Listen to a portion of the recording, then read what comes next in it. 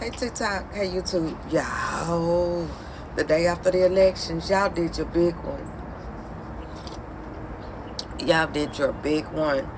But let me tell you, I was watching Morning Joe, and he was telling me, he was telling us, he had a man on that's from, is it APAC, the big Jewish thing that pushes the money to tell the Republicans and the MAGA and the Democrats how they need to be voting, and it's always a big up to the Jewish people. No other people now, just the Jewish people. And so anyway, so he was on. He was saying that Madani is going to be bad for New York, and he's going to do this and that and the third against the Jewish people. I never heard that man say that. They asked him about it point blank. He said he wouldn't do it, unlike Trump, who said he was going to be their retribution. This man said that he was not going to go after Jewish people. For one thing, why would he? He realizes that New York needs everybody's money. Everybody's. But what they're trying to do is quietly plant that seed again for a culture war. That's what they're trying to do. But all the Jewish people are just so wonderful. Like they're like it. Israel has a right to survive. Israel is surviving right now. They're the ones that's killing up the Palestinians, aren't they? I know you're going after Hamas, but if you could go after Hamas with those beepers or phones that time, you could go after Hamas that way again. You choose not to. You choose not to. But they can't understand how so many Democrats won in so many races, and we didn't have a collective leader. I've been telling y'all for months, since I've been on here since October on TikTok, we don't need a collective leader. We need each group to have what they do. Then we need each group to come together like we did and to vote our pocketbook. That's what we need. Vote our health care.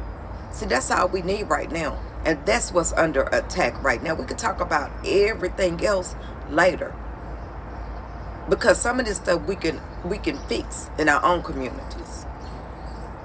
You know, they want to just keep talking. The crime rate is going to go up in New York. The crime. Why? Because they send more social workers out. Why? In Tennessee, they send social workers out with the cops when they think it's a mental health thing. That they're calling a social worker, a counselor. They got that from New York from years ago, and they just started doing it a few years ago. So why would they think that that's going to cause more crime? If anything, it should make the crime rate better, unless you want people to go to the penitentiary. And we know that these rich elitists don't care. No matter what they say, they don't care if people go to the pen or not. So Democrats, we did our big ones, but we don't have time to sit around and pat ourselves on the back and be like, we did this and we did that. No. What I noticed is Don Lemon was interviewing people. He calls it I think, man in the street. He was interviewing people in the street yesterday before the election. It was 2 black women pushing baby strollers in New York. Neither one of them had voted. It was the day of voting. They weren't going to vote. And one of them asked Don Lemon, who should I vote for? So once again, the Democratic Party is still not touching enough of the working poor. They got a lot of young people back, but I bet you 10 to 1 that those are young people that are in college or have really good jobs.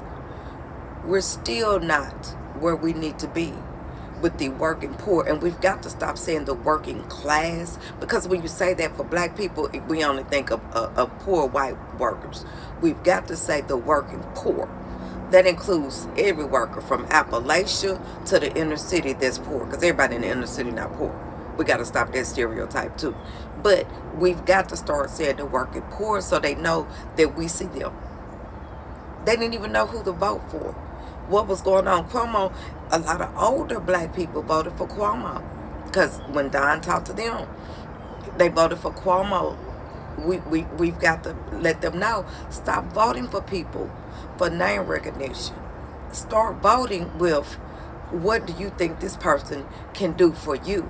Because nobody can do everything for anybody, but we can see collectively what they could do for us. So once again, Dems, let's take a victory lap, but we don't even have a full day to take a victory lap.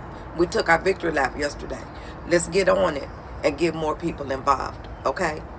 Don't worry about cancel culture. Don't. Oh, and then they were saying that they ought to talk to Donald Trump. Donald Trump is not running the White House. It's Stephen Miller. And like somebody told me, and I've seen it on many channels, racism is expensive. But they don't care because they digging in our piggy bank. From an angry black woman out of Tennessee, don't worry about cancel culture. Stay woke so you ain't got to get woke. Let's get it up out the mud. Remember, y'all, they're not like us. The have-nots will defeat the haves. Welcome to the poor working revolution.